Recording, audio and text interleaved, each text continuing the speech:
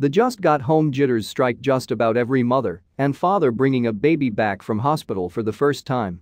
The parents can barely sleep, wondering if the newborn is okay and if it will cry. And when they do hear a whimper, they worry they won't be able to figure out what exactly is wrong. Doctors went to remove a large mass from a baby's stomach and found it wasn't there. Although Wyoming parents Jake and Casey Chesser already had a toddler, Derek, they faced exactly this dilemma with their second son, Hunter, born on November 10, 2013. Back at the family home in the small town of KC in the Northwest Mountain State, their 2-day-old baby just didn't seem to have an appetite, much to mom and dad's alarm.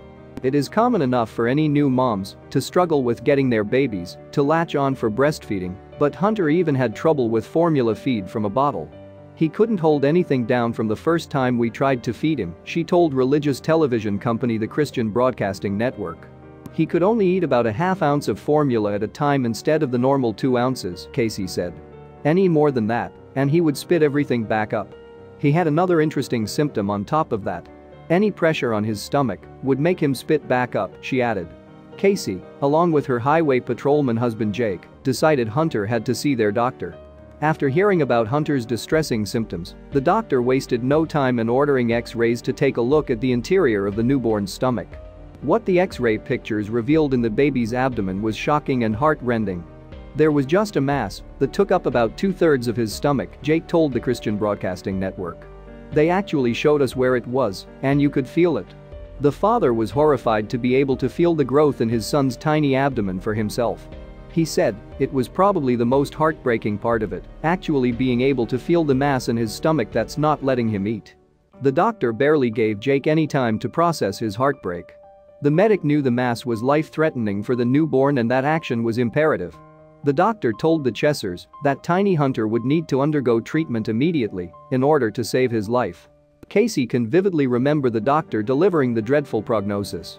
Speaking to the Christian Broadcasting Network, she recalled him saying, "Hunter cannot live with this mass, and we need to send him to Denver, Colorado, to take it out because he can't eat enough to live with it."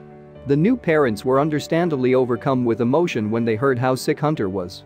"I remember both my wife and I were just very scared, very worried," Jake said. Casey agreed. "I was blown away," she said. "You don't expect to see that in your baby that's 2 days old." The baby was airlifted to Denver's Rocky Mountain Hospital for Children the same day, November 12, where a new team of doctors confirmed the baby's initial diagnosis with a 3D ultrasound.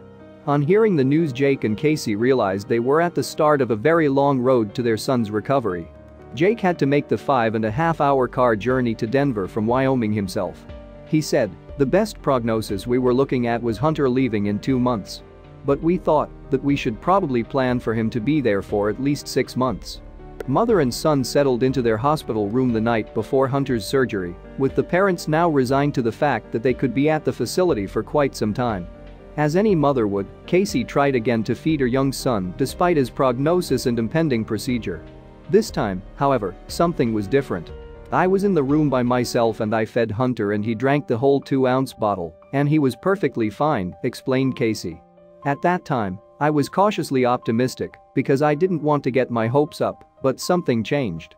The following morning, the doctors examined Hunter's stomach one more time prior to his surgery. After the scheduled MRI, one of the doctors approached Casey with a strange look on her face, which scared me to death, the young mom recalled to the Christian Broadcasting Network.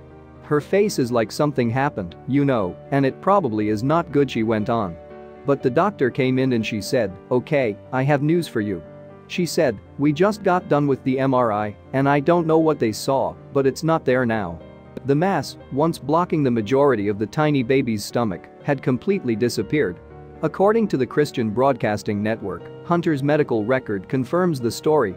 The mass was detected by 3D ultrasound, the result was written up, and the blockage was gone just 1 day later on November 13th.